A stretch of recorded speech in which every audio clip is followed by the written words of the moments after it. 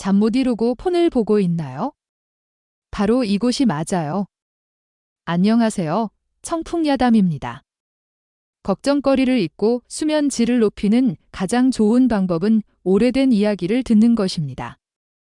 이제부터 매일 밤 여러분에게 잠든 세월의 이야기를 들려드릴게요. 오늘 이 시간에는 조선왕조사상 가장 악명 높고 잔인하며 피를 즐기는 폭군 연산군 이호의 이야기, 어린 시절의 상처가 불을 지폈고 결국 피와 폭정으로 막을 내린 비참한 일생에 대해 이야기하겠습니다. 조선왕조 500여 년의 왕조 계보 속에서 세종대왕처럼 현명하여 조선의 황금시대를 열었던 왕도 있고 숙종처럼 참고 견디며 당쟁 속에서 왕조의 안정을 지켜낸 왕도 있지만 유일하게 연산군 이호는 영원히 수치의 기둥에 박혀 폭군의 대명사가 되었습니다.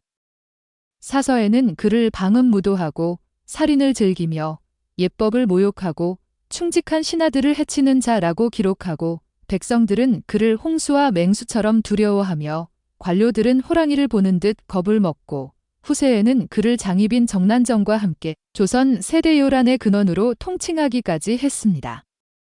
하지만 이렇게 손에 피가 묻은 폭군이 어린 시절은 모성애를 갈망하고 겁이 많고 약한 아이였던 사실은 아무도 모릅니다. 그의 잔인함은 선천적인 것이 아니고 광기 또한 무분별한 것이 아니라 어머니의 비참한 죽음, 궁중의 냉담함, 권력의 유혹에 한 걸음 한 걸음 밀려난 비극이었습니다. 그는 일생의 시간을 들여 어린 시절 받은 상처를 조선왕조 전체의 배로 복수했고 결국 중반칠리의 상황 속에서 고독하고 비참한 결말을 맞이했습니다. 오늘 밤 우리는 사서의 편견과 먼지를 쓸어내고 연산군 이호의 일생에 다가가겠습니다. 불쌍한 아이가 어떻게 상처에 삼켜져 모두가 멸시하는 폭군이 되었는지, 사랑에서 증오로, 증오에서 광기로 변한 비극이 조선 궁중에서 어떻게 화려하게 막이 올랐고 다시 피 흘리는 듯 막을 내렸는지 살펴보겠습니다. 연산군 이호는 1476년에 태어났고 조선 성종 이혁의 정남자 첫째이며 어머니는 성종의 두 번째 비후 듄씨로 사서의 패비윤씨로 기록되는 인물입니다. 조선왕조의 예법에 따르면 정남자 첫째는 태어나자마자 왕세자가 되어 왕조의 명백한 세습자인데 이호는 본래 명품 옷을 입고 맛있는 음식을 먹고 모두의 사랑을 한 몸에 받는 어린 시절을 살아야 했지만 그의 어린 시절은 처음부터 그림자가 드리워졌고 결국 피 흘리는 비극으로 모든 따뜻함이 완전히 산산조각이 되었습니다. 이호의 어머니 윤씨는 조선의 중산층 출신으로 명문대가는 아니었지만 눈부신 미모와 영리한 머리로 성종의 총애를 독차지했습니다. 성종은 윤씨에 대한 애정이 독단적이었는데 신신들의 반대를 무릅쓰고 원배 비후 신씨를 폐위하고 윤씨를 새로운 중궁 비후로 책봉했고 윤씨가 이호를 낳은 후 성종은 더욱 큰 기쁨을 느끼고 즉시 어린 이호를 왕세자로 책봉하며 모자 두 사람에게 모든 것을 아끼지 않고 돌보았습니다. 하지만 이 극도의 총애는 윤씨에게 오래간 행복을 가져다 주지 않고 오히려 끝없는 시기심과 광기 속에 빠지게 했습니다. 윤씨는 성격이 강직하고 독점욕이 극도로 강해 성종이 다른 비너들을 총애하는 것을 용납하지 못했고 더욱 자신과 아들의 지위를 위협할 수 있는 모든 존재를 용납하지 못했습니다. 후궁에서 성종의 면견을 받는 비너가 있기만 하면 윤씨는 그녀를 온갖 방법으로 괴롭히고 마음대로 학대했고 심지어 사형을 행하기까지 하며 수법이 극도로 잔인했습니다. 처음에는 성종이 윤씨의 미모와 두 사람의 정분을 생각하며 그녀의 시기심과 패악함을 계속해서 용납했습니다. 하지만 윤씨의 행동은 점점 너무해지고 심지어 궁중 예법의 선을 넘었는데 그녀는 후궁의 비인들을 해치는 것뿐만 아니라 전조의 정사에 간섭하고 비밀리에 자신의 족친들을 연락하며 자신의 세력을 키우려 했고 이는 조정의 무문백관에게 큰 불만을 안기고 성종에게도 점점 증오감을 느끼게 했습니다. 더욱 치명적인 것은 윤씨의 시기심이 결국 성종의 생목 인수대비에게까지 미쳤다는 점입니다. 인수대비는 조선왕조에서 유명한 여강자로 실권을 쥐고 신신들의 깊은 존경을 받았는데 그녀는 이미 윤씨의 교만과 패악함을 눈에 넣지 못하고 여러 차례 나서서 윤씨를 질책했고 두 사람의 갈등은 날로 깊어졌습니다. 윤씨는 오히려 개선하지 않고 인수대비에게 원한을 품었고 심지어 비밀리에 인수대비를 저주했고 이 일이 폭로된 후 성종과 조정 전체를 완전히 분노하게 했습니다. 1482년 겨우 6살의 이효는 자신의 일생을 바꾸는 비극을 눈앞에서 목격했습니다. 이날 궁궐 안은 분위기가 무겁고 금군이 둘러싸 있었고 성종은 시기심이 극도로 강하고 황실의 친족을 해치며 대비를 저주하고 정사에 간섭한다는 이유로 칙을 내려 윤씨의 비후 자리를 폐위하고 천민으로 전락시키며 독주를 내리받아 자결하게 했습니다.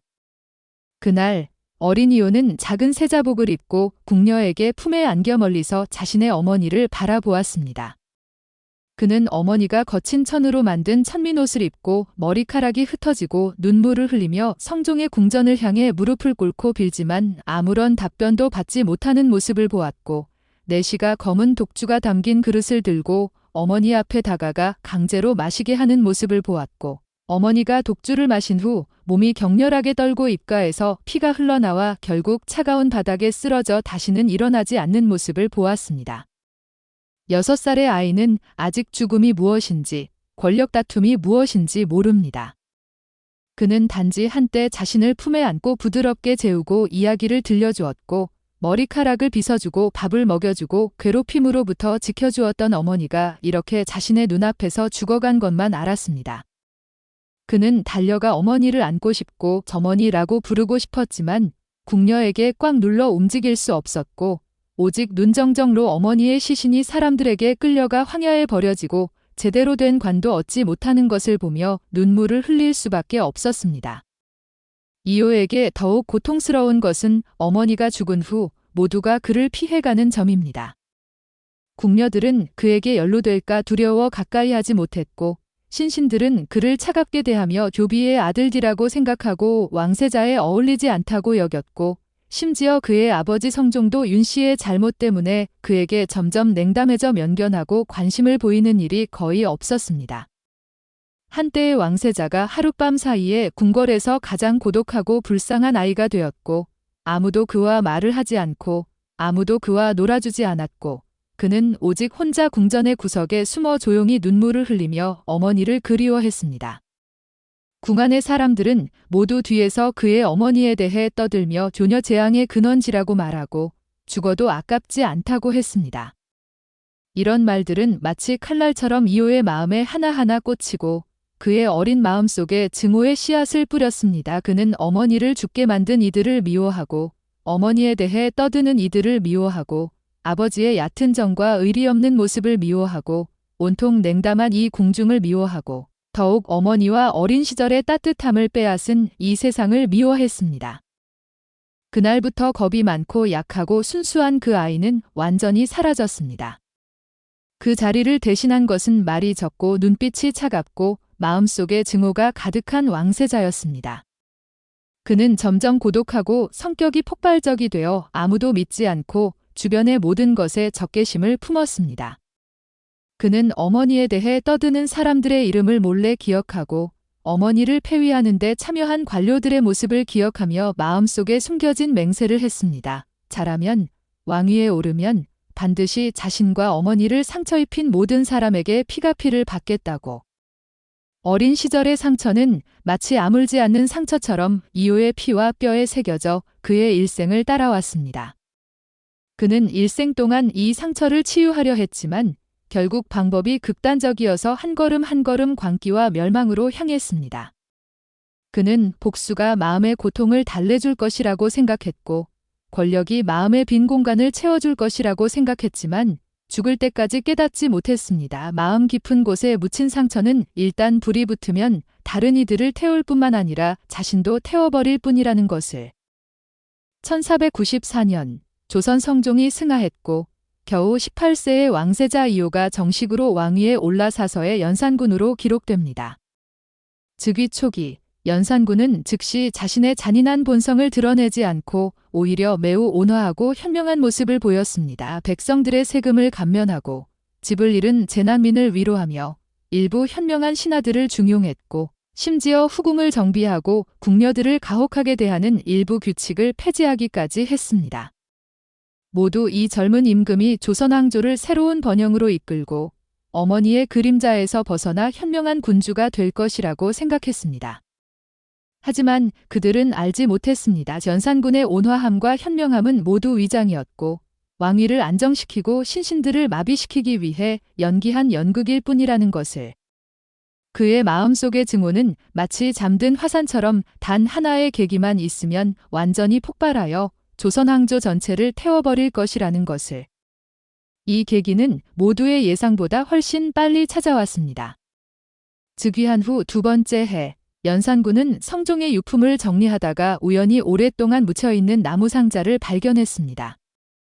나무 상자 안에는 금은보화도 귀중한 서적도 없고 오직 작은 손수건 한 장만 있었습니다. 그 손수건은 그의 어머니 윤씨가 생전에 자주 쓰던 것이고 위에는 작은 목련꽃 한 송이가 수놓여 있고 이미 마른 피방울 몇 방울이 있었는데 피의 색깔은 붉은 갈색으로 변했지만 여전히 선명하게 보였습니다. 연산군은 그 손수건을 들고 손가락으로 위의 피를 만지며 마치 다시 6살 그해 어머니가 비참하게 죽는 장면을 보는 것처럼 느꼈습니다. 그는 어머니가 무릎을 꿇고 빌었던 모습, 어머니의 입가에서 흘러나온 피, 자신이 궁녀에게 눌려 움직일 수 없었던 무력함, 이 몇 년간 받은 냉담함과 억울함을 모두 떠올렸습니다. 그 순간 그의 마음속의 증오는 완전히 불이 붙고 잠든 화산은 마침내 폭발했습니다. 그는 광기 어렵게 나무 상자를 바닥에 던지고 외치고 울며 광기 어린 모습을 보였습니다. 그는 이 손수건 위에 피가 어머니가 독주를 내리받을 때 남긴 것이라고 확신했고 어머니를 죽게 만든 이들이 직접 어머니를 죽음의 깊은 곳으로 밀어넣었다고 생각했습니다. 그는 맹세했습니다. 반드시 어머니에게 복수를 하겠고 어머니를 폐위하고 해치는 데 참여한 모든 사람에게 가장 비참한 대가를 치르게 하겠다고. 비록 피바다가 되고 비록 세상에서 영원히 악명이 높아도 상관없다고. 그날부터 연산군은 온화한 위장을 완전히 벗어던지고 잔인하며 피를 즐기는 진본 모습을 드러냈습니다. 그는 먼저 자신의 어머니 윤씨의 누명을 벗고 명예를 회복하라고 명령하고 윤씨의 비후 자리를 복구하고 제헌왕후로 추봉했으며 윤씨의 유해를 황야에서 찾아와 다시 푸짐하게 장사 지내고 성대한 장례식을 올렸습니다. 그는 또한 누구도 윤씨의 잘못에 대해 떠들지 못하게 명령하고 윤씨를 요비라고 부르는 자는 모두 사형에 처하고 친족 구세를 연좌하라고 했습니다. 이어서 연산군은 복수의 길을 시작했습니다. 당시 윤씨를 폐위하는 데 참여한 관료들을 대상으로 한 피 흘리는 학살이었습니다. 그는 당시의 옛 사건을 다시 펼쳐 참여한 관료들을 하나하나 조사했고 살아있는 이든 이미 죽은 이든 그의 복수를 피할 수 없었습니다. 당시 윤씨 폐위를 주도한 것은 조선의 중신 김종직, 유자광 등인데 이들은 모두 인수대비의 신복이자 조정의 중신으로 성종의 깊은 신뢰를 받는 인물들이었습니다. 연산군은 먼저 이 살아있는 관료들에게 화살을 돌렸습니다. 김종직, 유자광 등을 체포하여 감옥에 가두고 고문을 가해 비후를 해치고 충직한 신하들을 함정에 빠뜨렸다. 는 죄명을 인정하게 강요했습니다. 이 관료들은 죽어도 굴복하지 않고 자신의 죄명을 절대 인정하지 않았고 연산군은 이를 보고 더욱 분노하여 그들을 천절형으로 처하고 친족을 연좌하라고 명령했습니다.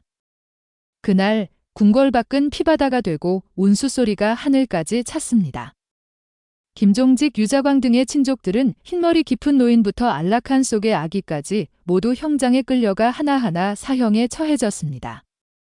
형장에서는 칼빛이 번쩍이고 피가 땅을 붉게 물들이고 공기 중에는 피냄새가 가득했고 온 경성은 끝없는 공포에 빠졌습니다. 신신들은 모두 자신의 안위만 걱정하고 아무도 연산군에 반대하기 위해 나서지 못하고 오직 눈정정로 이 피 흘리는 학살이 점점 확산되는 것을 보며 두려워했습니다. 이미 죽은 관료들에 대해서는 연산군의 복수가 더욱 극도로 잔인했습니다. 그는 윤씨 폐위에 참여한 관료들의 무덤을 파헤치고 관에서 유해를 끌어내어 대중 앞에서 채찍질하고 뼈를 부수며 마음속의 증오를 분출하라고 명령했습니다. 그 중에서 가장 비참했던 것은 김종직이었습니다. 연산군은 그의 무덤을 파헤치고 뼈를 부수는 것뿐만 아니라 그의 유해를 재로 만들어 길가에 뿌리고 만천하의 사람들이 밟게 하여 세상에서 평생 다시 태어나지 못하게 하라고 명령했습니다.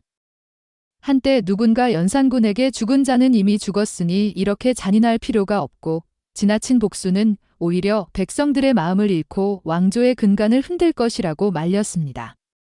하지만 증오의 정신을 잃은 연산군은 어떠한 충고도 들으려 하지 않았습니다. 그는 이 사람들이 당시 자신의 어머니를 죽였으니 이런 벌을 받아야 한다고 생각했고 오직 피만이 마음의 고통을 달래줄 수 있고 오직 죽음만이 자신을 상처 입힌 이들에게 마땅한 대가를 치르게 할 수 있다고 생각했습니다. 이 피 흘리는 복수는 온통 1년간 이어졌습니다. 이 1년간 연산군이 사형에 처한 관료와 그의 친족은 수백 명에 달했고 조정은 거의 텅 빌 정도였으며 한때 번영했던 경성은 인간지옥으로 변했습니다. 윤씨 폐위에 참여하지 않은 관료들도 연루될까 두려워하며 분분사직하여 은거하거나 침묵을 선택했고 전체 조선왕조의 조정은 전례 없는 혼란에 빠졌습니다. 연산군의 복수는 이렇게 끝나지 않았습니다. 그는 또한 인수대비에게 화살을 돌렸습니다. 비록 인수대비는 이미 승하했지만 연산군은 여전히 그녀를 놓아주지 않았습니다. 그는 인수대비의 제사례를 축소하고 인수대비의 봉호를 폐지하라고 명령했고 심지어 인수대비의 무덤을 파헤치려 했지만 다행히 신신들의 목숨을 걸고 말렸기 때문에 더 큰 비극이 일어나지 않았습니다. 이때의 연산군은 이미 완전히 증오에 삼켜져 점점 더 잔인하고 광기 어렵게 되었습니다. 그는 더 이상 정사를 돌보지 않고 백성들의 생사도 관심하지 않고 온 마음을 복수에만 쏟았습니다. 그의 눈에는 오직 피와 증오만 보이고 그의 마음에는 오직 어머니의 비참한 죽음과 자신의 억울함만 있었습니다.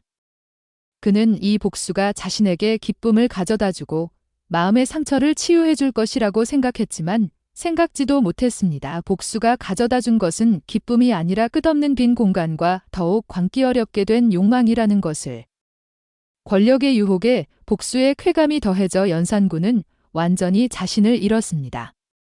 그는 권력을 장악하는 데 빠지고 사람의 생사를 좌우하는 쾌감을 즐기기 시작했고 자신이 최고의 임금이라서 모든 사람이 자신에게 복종해야 하고 모든 사람이 자신의 마음대로 다루어져야 한다고 생각했습니다.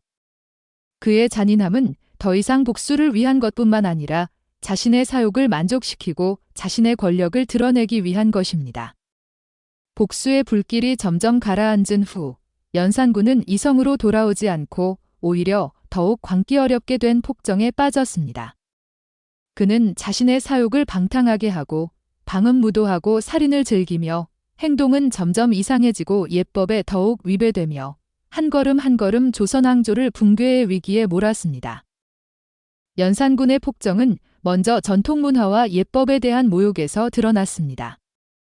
조선왕조는 육아문화에 깊은 영향을 받는 나라로 육아사상이 왕조의 정통사상이고 성균관은 조선왕조의 최고 학문으로 육아문화의 성지이며 인재를 양성하는 요람으로 지위가 신성하고 침범할 수 없었습니다. 하지만 연산군은 자신의 사욕을 만족시키기 위해 이 신성한 학문을 직접 자신의 사적인 유희장소로 바꾸었습니다. 그는 성균관 내의 육가사당을 철거하고 공자맹자 등 성현의 조상을 파괴하며 성균관을 결락당으로 개명하고 여기에서 대대적으로 연회를 열고 술을 마시며 즐기고 밤새도록 노는 것을 명령했습니다. 그는 또한 전국 각지에서 여성 1000명을 소집했는데 민간의 미인도 있고 관료가정의 여성도 있으며 많은 기생, 조선고대의 예술가, 도 포함되어 있고 이들을 성균관에 안치하여 자신과 신복들이 마음대로 즐기고 낭비하도록 했습니다. 한때 신성하고 엄숙했던 성균관은 이제 방음무도한 유희장으로 변했고 온 곳에 노래와 춤이 흥겨우며 술을 마시고 즐기는 소리가 들리고 온 곳에 여성들의 울음소리와 비름소리가 들리고 더 이상 예전의 책향기와 성현의 기풍은 없었습니다. 연산군은 매일 여기에서 술과 여색에 빠져 정사를 묻지 않고 조정의 모든 권력을 자신의 신복과 내관에게 맡기며 그들이 마음대로 나쁜 짓을 하고 백성을 압박하는 것을 방관했습니다. 연산군의 술과 여색에 대한 집착은 구제할 수 없는 지경에 이르렀습니다. 그는 성균관에서 여성을 소집하는 것뿐만 아니라 궁궐 안에 많은 궁전과 누각을 건축하여 자신의 비인과 궁녀를 안치했고 후궁의 여성은 수천 명에 달하며 규모가 전무후무했습니다. 그는 매일 후궁에서 비인들과 술을 마시며 즐기고 유희를 하고 조정의 긴급한 사무도 돌보지 않고 백성들의 고통도 관심하지 않았고 심지어 국가의 재해와 전란도 무시했습니다. 자신의 사욕을 만족시키기 위해 연산군은 아끼지 않고 백성들의 피와 땀으로 번 돈을 약탈하고 백성들의 세금과 노역을 가중했습니다. 그는 전국 각지에서 많은 금은보화 비단천을 징수하여 궁전을 건축하고 맛있는 음식과 술을 사서 자신이 낭비하도록 명령했고 또한 백성들에게 강제로 노역을 하게 하여 궁전과 유희장소를 건축했고 무수한 백성들이 지나친 피로로 노역 중에 죽었습니다. 백성들은 깊은 물과 뜨거운 불 속에서 살았고 집을 잃고 배고픔을 겪었지만 분노해도 말하지 못하고 오직 마음속에 이 잔인한 폭군을 조용히 저주할 수밖에 없었습니다. 방음무도 외에도 연산군의 살인을 즐기는 성격은 사람이 듣고 놀랄 지경에 이르렀습니다. 그는 점점 더 의심이 많고 잔인해져 자신에 반대하는 자가 있기만 하면 순응하지 않는 자가 있기만 하면 상대방이 관료든 백성이든 망설임 없이 사형에 처하고 수법이 극도로 잔인했습니다. 한 번 어떤 대신이 연산군의 방음무도를 눈에 넣지 못하고 상소를 올려 연산군이 개선하고 정사에 힘쓰며 백성들의 고통에 관심을 가져야 한다고 권했습니다. 연산군은 이 상소를 보고 크게 분노하며 이 대신이 자신의 권위에 도전하고 자신을 배신한다고 생각했습니다. 그는 이 대신을 체포하여 감옥에 가두고 고문을 가해 팔다리를 부러뜨리고 혀를 잘라내며 마지막에는 천저령으로 처하고 친족을 연좌하여 온 가족을 살해하라고 명령했습니다. 또 다른 한 번 궁궐의 어떤 궁녀가 부주의로 연산군이 아끼는 옥병을 깨뜨렸고 연산군은 이 궁녀를 끌어내어 혼자 창으로 때려 죽이고 궁녀의 시신을 황야에 버려 야수가 먹게 하여 다른 궁녀와 궁인들에게 경고하라고 명령했습니다. 연산군의 잔인함은 관료와 궁녀에게만 국한되지 않고 일반 백성에게도 미쳤습니다. 그는 백성들이 자신의 잘못에 대해 떠들지 못하게 명령하고 사적으로 그에 대해 떠드는 자가 발견되면 모두 사형에 처하고 친족 구세를 연좌하라고 했습니다. 한 번 몇몇 백성이 길가에서 사적으로 연산군의 방음무도에 대해 떠들었고 연산군의 신복이 이를 듣고 즉시 연산군 앞에 끌어왔습니다. 연산군은 한마디도 말하지 않고 이 몇몇 백성을 대중 앞에서 참수하고 그들의 머리를 성문에 매달아 3일간 전시하여 백성을 진압하라고 명령했습니다. 연산군의 통치 아래 전체 조선 왕조는 끝없는 공포에 빠졌습니다. 신신들은 모두 자신의 안위만 걱정하고 백성들은 집을 잃고 사회 질서는 온통 혼란스러워졌고 생사는 심각한 파괴를 받았고 국가의 국력은 날마다 쇠퇴했습니다. 한때 번영했던 조선 왕조는 이제 백성들이 살기 어렵고 비탄의 소리가 가득했고 온 곳에 울음소리와 비명소리가 들리고 온 곳에 피와 폭력이 가득했습니다. 연산군은 이 모든 것을 전혀 신경 쓰지 않았습니다. 그는 여전히 술과 여색에 빠져 있고 사람의 생사를 좌우하는 쾌감을 즐기고 여전히 자기 마음대로 행동하고 방음무도했습니다. 그는 자신이 최고의 임금이라서 아무도 자신에 반항할 수 없고 아무도 자신의 통치를 전복시킬 수 없다고 생각했고 자신의 폭정이 영원히 계속되고 세상의 모든 사람에게 두려워받을 것이라고 생각했습니다. 하지만 그는 생각지도 못했습니다. 사물이 극에 달하면 반드시 그 반대로 돌아가고 성공이 극에 달하면 쇠퇴하는 것처럼 그의 잔인함과 방음무도는 이미 백성과 관료들을 완전히 분노하게 했고 그의 통치를 전복시키는 폭풍이 조용히 숙성되고 있다는 것을. 이때의 연산군은 이미 완전히 인성과 양심이 없는 폭군으로 변했습니다. 그는 어린 시절의 억울함을 잊고 복수의 초심을 잊고 임금으로서의 책임과 사명을 잊었고 오직 자신의 사욕을 방탕하게 하고 권력이 가져다주는 쾌감을 즐길 뿐입니다. 그의 마음속에는 더 이상 따뜻함도 선함도 없고 오직 끝없는 탐욕, 잔인함, 광기만 있었습니다. 그는 마치 통제를 잃은 짐승처럼 조선의 땅에서 마음대로 짓밟고 살해하며 직접 자신의 왕조를 파괴하고 직접 자신의 일생을 파괴했습니다. 연산군의 폭정은 온통 12년간 이어졌습니다. 이 12년간 조선왕조는 백성들이 살기 어렵고 비탄의 소리가 가득했고 백성들은 깊은 물과 뜨거운 불 속에서 살았고 관료들은 겁에 질려 말을 못하고 전체 국가는 붕괴의 위기에 달했습니다. 점점 더 많은 사람들이 연산군이 하루라도 왕위에 있으면 조선왕조에는 희망이 없고 백성들에게 좋은 날은 오지 않을 것이라고 깨달았습니다. 우시, 일부 식견이 있는 인사들은 비밀리에 연락하며 정변을 일으켜 연산군의 통치를 전복시키고 현명한 군주를 세워 붕괴 직전에 조선왕조를 구하려고 준비했습니다. 정변을 일으킨 핵심 인물은 조선의 중신 박원종, 성희안, 주순정 등입니다. 이들은 모두 조선왕조의 충신으로 이미 연산군의 방음무도와 잔인함을 눈에 넣지 못하고 여러 차례 상소를 올려 권했지만 모두 연산군에게 거부당했고 심지어 일부 동료들은 연산군에게 권했기 때문에 사형에 처해졌습니다. 박원종 등은 연산군이 개선할 가능성이 전혀 없고 유일한 방법은 정변을 일으켜 연산군의 통치를 전복시키고 다른 군주를 세우는 것이라고 잘 알았습니다. 박원종 등은 비밀리에 조정의 다른 충신들과 궁궐의 금군 통영을 연락하며 정변의 세부 사항을 비밀리에 계획했습니다.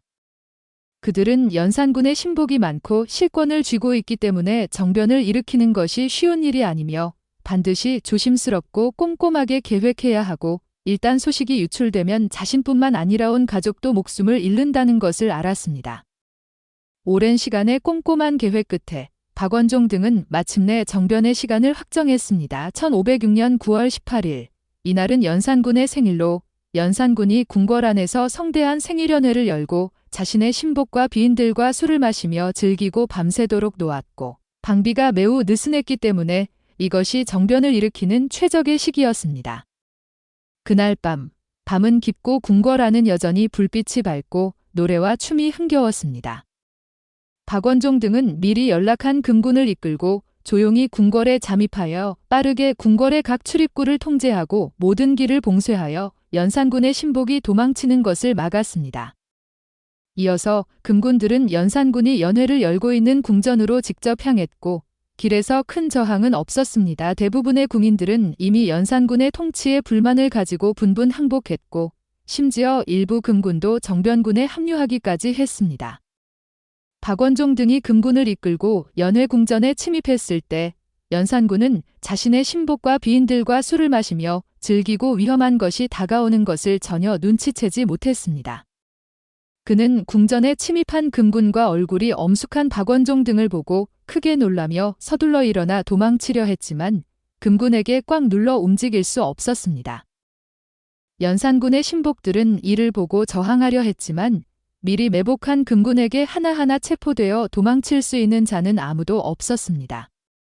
궁전 안은 순식간에 혼란스러워졌고 비인들은 겁에 질려 비명을 지르고 울었고 신복들은 겁에 질려 무릎을 꿇고 빌었고 한때 노래와 춤이 흥겨웠던 연회는 순식간에 엉망이 되었습니다. 박원종 등은 연산군 앞에 다가가 그의 방음무도, 잔인함, 예법 모욕, 충직한 신하 해치기, 백성 압박 등 온갖 죄악을 거침없이 질책하고 연산군의 왕위를 폐지하고 천민으로 전락시키겠다고 선포했습니다.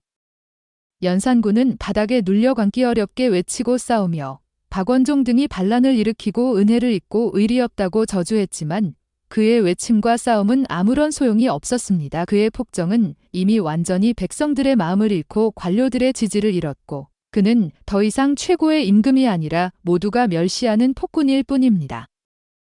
정변은 성공했고 박원종 등은 연산군의 동생 진성대군 이역을 왕으로 세웠고 사서의 중종으로 기록됩니다.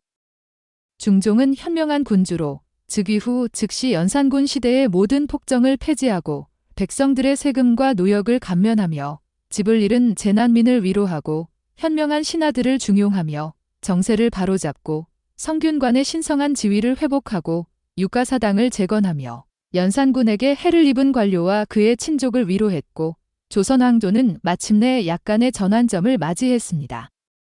폐위된 연산군은 선망하지 못했습니다. 박원종 등은 연산군이 다시 힘을 얻어 반란을 일으켜 중종의 통치를 위협할 것이라고 걱정하여 연산군을 강화도에 유배시키라고 명령했습니다. 강화도는 조선에 고립된 섬으로 사방이 바다로 둘러싸여 사람이 거의 살지 않고 조선 왕조에서 죄인을 유배시키는 곳으로 조건이 매우 열악했습니다. 1506년 10월 연산군은 호송받아 자신이 12년간 통치했던 궁궐을 떠나고 번영했던 경성을 떠나 강화도로 가는 유배의 길에 올랐습니다. 호송하는 길에 백성들은 분분 길가에 모여 돌을 던지고 침을 뱉으며 그의 잔인함과 방음무도를 저주했고 아무도 그를 동정하거나 불쌍히 여기지 않았습니다. 그가 한때 백성들에게 가했던 고통이 이제 모두 자신에게 돌아온 것입니다. 연산군은 호송하는 옥차에 앉아 길가에 자신을 저주하는 백성들을 보고 점점 멀어지는 경성을 보고 한때 자신의 것이었던 모든 것을 보고 마침내 후회의 눈물을 흘렸습니다. 그는 자신의 어린 시절, 어머니의 비참한 죽음, 이 몇 년간의 행동, 자신이 사형에 처한 관료와 백성, 자신이 직접 파괴한 왕조를 모두 떠올렸습니다. 그는 마침내 깨달았습니다. 자신이 틀렸고 너무나도 크게 틀렸다는 것을. 복수는 마음의 상처를 달래줄 수 없고 권력은 마음의 빈 공간을 채워줄 수 없고 방음무도는 오직 자신을 멸망으로 이끌 뿐이라는 것을. 하지만 이때는 이미 모두 늦었습니다.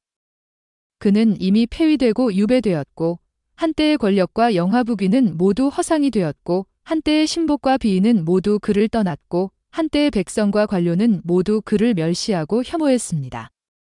그는 고독한 사람이 되었고 모두가 버린 사람이 되었고 오직 섬에서 자신의 마지막 시간을 보낼 수밖에 없었습니다. 강화도의 날들은 고통스럽고 고독했습니다. 연산군은 유배 후 낡은 헛간에 안치되었고 곁에는 오직 그를 감시하는 몇 명의 궁인만 있었고 친척도, 친구도, 권력도, 영화부귀도 없고 오직 끝없는 고독과 후회만 있었습니다.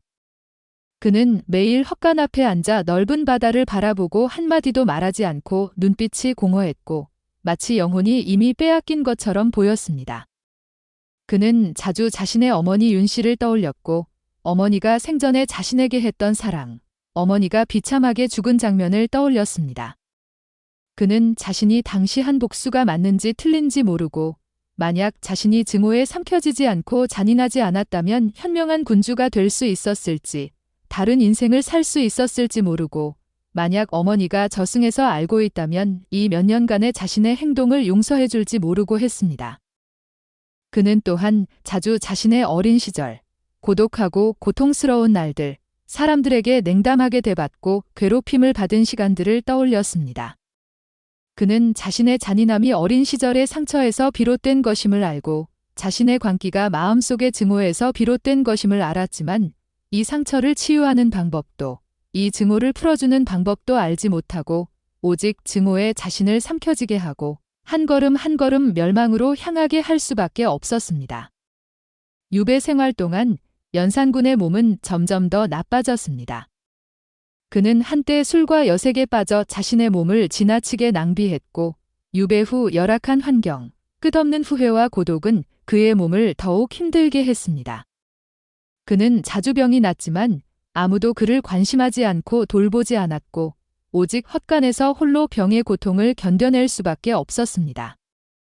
어떤 때는 그는 광기 어렵게 외치고 어머니의 이름을 부르며 울고 자신의 운명을 저주하고 당시의 영화부귀를 회상했습니다.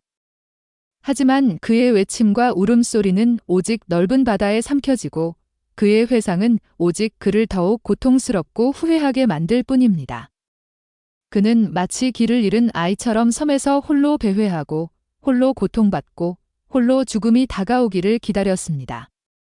1506년 11월 연산군이 유배된 지 불과 한 달 후 이 조선 사상 가장 잔인한 폭군은 강화도의 헛간에서 고독하게 세상을 떠났고 새는 30세였습니다. 그는 죽을 때 곁에 아무도 없었고 친척의 동반도 친구의 작별도 없고 오직 넓은 바다와 끝없는 고독만이 있었습니다. 그는 죽을 때 눈을 크게 뜨고 경성 방향을 바라보았고 마치 아직 어머니를 그리워하고 자신의 일생을 후회하고 한때의 권력과 영화부귀를 아직 그리워하는 것처럼 보였습니다. 연산군이 죽은 후 중종은 그의 시신을 강화도의 황야에 함부로 장사 지내라고 명령하고 시호를 붙이지 않고 제사를 드리지 않으며 아무도 그를 모시지 못하게 했습니다. 마치 그의 어머니 윤 씨가 한때 함부로 장사 지내졌던 것처럼입니다. 한때 최고의 임금이었고 손에 피가 묻은 폭군이었던 그는 결국 매우 비참하고 고독한 방식으로 자신의 일생을 마감했습니다. 연산군의 일생은 온통 비극이었습니다.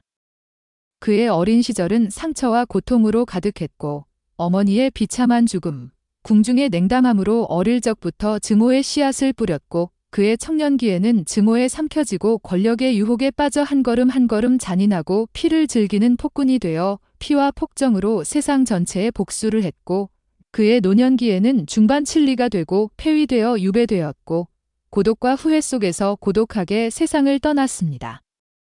수천 해 동안 사람들은 연산군을 말할 때마다 폭군지라고 욕하고 방음무도하고 살인을 즐기는 자라고 욕하며 직접 조선왕조의 번영을 파괴한 자라고 욕합니다.